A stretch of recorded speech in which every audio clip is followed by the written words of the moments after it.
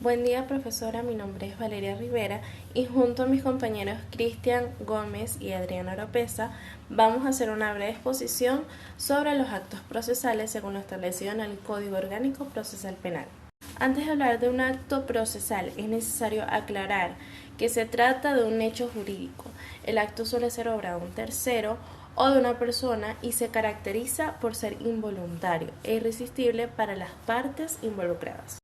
En Venezuela se entiende como un acto procesal toda acción realizada por los sujetos procesales, los cuales son el juez, las partes y auxiliares de justicia, que enmarcada dentro de las formalidades legales busca producir efectos jurídicos dentro de un proceso.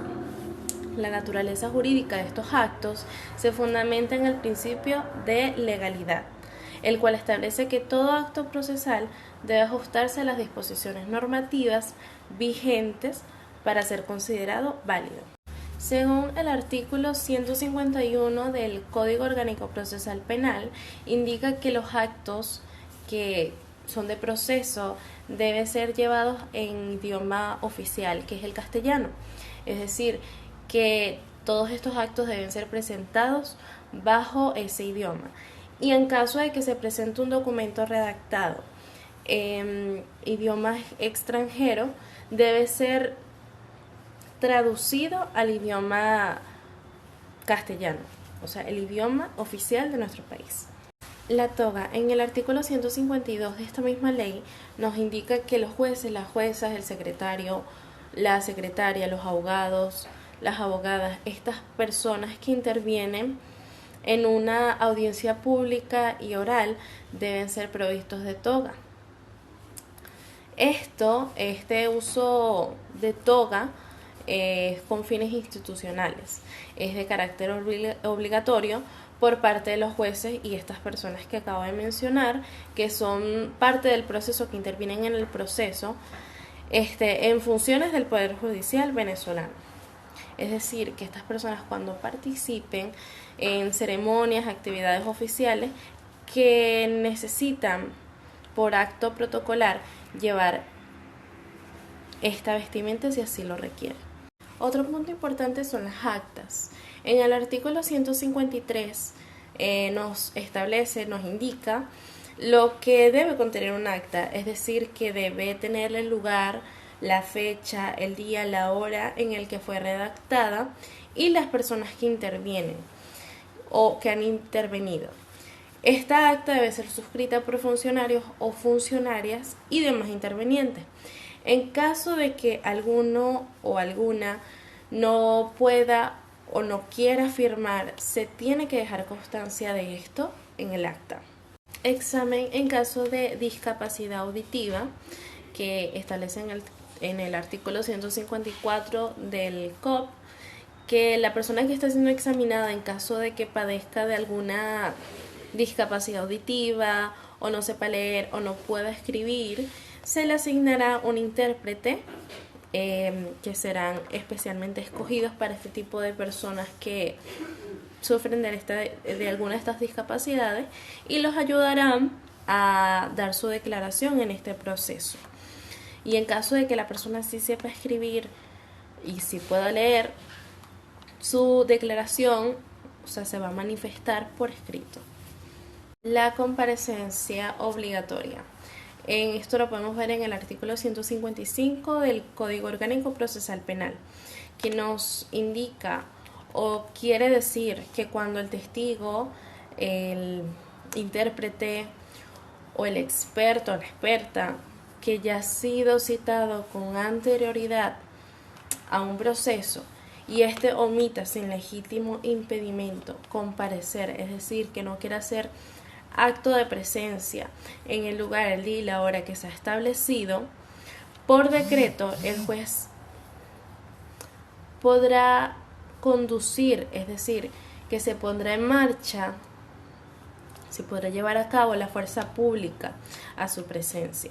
Y en caso de que esta persona no quiera, se le interpondrá una multa en bolívares, en equivalente a bolívares, de hasta 20 unidades tributarias. Para finalizar por mi parte, también voy a hablar sobre los días hábiles, el cual también está establecido en el COP, en el artículo 156, en la primera sesión, que habla sobre los días hábiles, que para el conocimiento de asuntos penales en fase preparatoria, todos los días serán hábiles. En fase intermedia y de juicio oral, no se podrá llevar a cabo los días sábados, domingos y los que sean feriados conforme a la ley. También aquellos en los que tribunales no puede despachar. Es decir, estos días no se podrá llevar a cabo esa fase intermedia.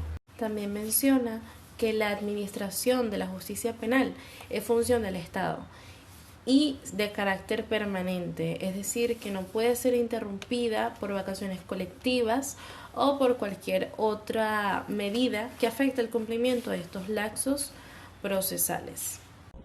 Sí, prosiguiendo con los actos procesales, conseguimos la sección 3, la cual interviene en los artículos 157 al artículo 162 del Código Orgánico Procesal Penal. Un análisis rápido de estos artículos encontramos en el 157, establece que las decisiones del tribunal deben ser emitidas mediante sentencia o autos fundados, y cualquier decisión que no cumpla con esta fundamentación es susceptible de nulidad, excepto los autos de mera sustanciación.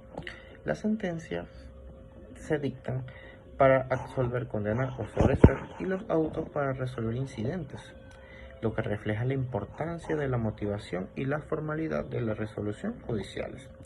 El artículo 158 nos establece la obligatoriedad de las firmas en las sentencias y los autos subraya la responsabilidad personal de los jueces y el secretario del tribunal en las decisiones emitidas por estos. Implica la nulidad del acta. Cabe resaltar que esto garantiza la autenticidad y la validez legal de las resoluciones judiciales. Prosiguiendo con el artículo 159, nos habla sobre la norma de que toda sentencia debe ser pronunciada en audiencia pública, asegurando la transparencia y la notificación legal a las partes con la lectura de la misma. Los autos que se dicten en audiencia pública deben ser notificados a las partes de acuerdo con el código, a menos que exista una disposición contraria, lo que permite cierta flexibilidad en el proceso de la notificación. El artículo 160. Nos establece que una vez que dictada la sentencia o auto, la sentencia no puede ser revocada o reformada por el mismo tribunal, a menos que se admita un recurso de revocación. Sin embargo, el juez tiene la facultad de corregir errores materiales o suplir omisiones no esenciales dentro de los 3 días siguientes a la decisión tomada. Además, las partes tienen derecho a solicitar aclaraciones dentro de los 3 días posteriores a la notificación, de lo que estábamos hablando en los artículos anteriores, en el 157 y 158. El artículo 161 nos señala que las decisiones del mero trámite deben ser dictadas por el juez en el acto. Los autos y sentencias definitivas que siguen a una audiencia oral deben ser pronunciados inmediatamente después de su conclusión, siguiendo así el debido proceso. En actuaciones escritas, las decisiones deben ser dictadas dentro de los 3 días siguientes, tal como lo establece el código. Y por último, para terminar la sección 2 de los actos procesales, nos establece el artículo 162. Las decisiones judiciales se consideran firmes y ejecutorias automáticamente cuando no hay recursos pendientes o estos se han agotado. Cuando una sentencia firme, solo procede la revisión según lo que establecido en este código, tal como lo hemos visualizado en clases anteriores. Estos artículos reflejan la importancia de la finalidad y la estabilidad de las decisiones judiciales, así como la posibilidad de corrección de errores no sustanciales para garantizar la justicia y la precisión en el proceso judicial. Recuerden que hay algo muy importante que hay que resaltar aquí. Todo procedimiento penal, según lo que establece la normativa, debe seguir el debido proceso. Las citaciones y notificaciones. Principio general.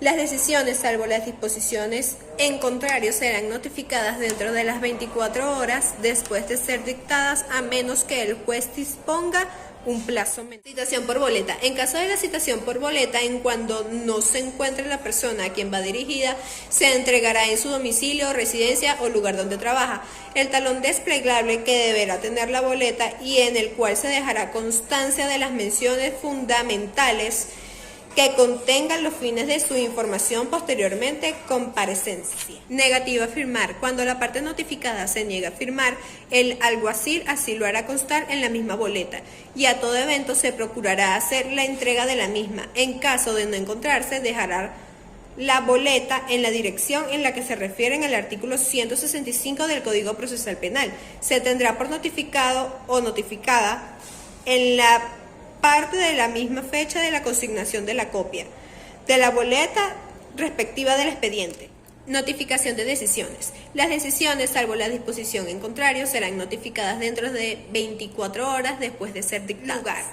A los efectos de la práctica de las notificaciones exigidas por la ley, los representantes de las partes indicarán en diligencias hechas al secretario o secretaria en cualquier escritorio que se presenten al tribunal el lugar donde puedan ser notificados. A falta de indicación, se tendrá como dirección una sede del tribunal que sea conocido por el proceso. A este efecto, se le fijará una boleta de notificación a las puertas del tribunal y copia de ella se agregará al expediente respectivo. Notificación de defensores y representantes. Los defensores y los representantes serán notificados en lugar de ellas, salvo por la naturaleza del acto o porque la ley lo ordene, sea necesario notificar personalmente al afectado o afectada. Prosiguiendo con la sesión 3, poseemos el artículo 169 del Código Procesal Penal, el cual nos establece que el tribunal debe emitir una boleta de citación el mismo día que se fija la fecha del acto judicial.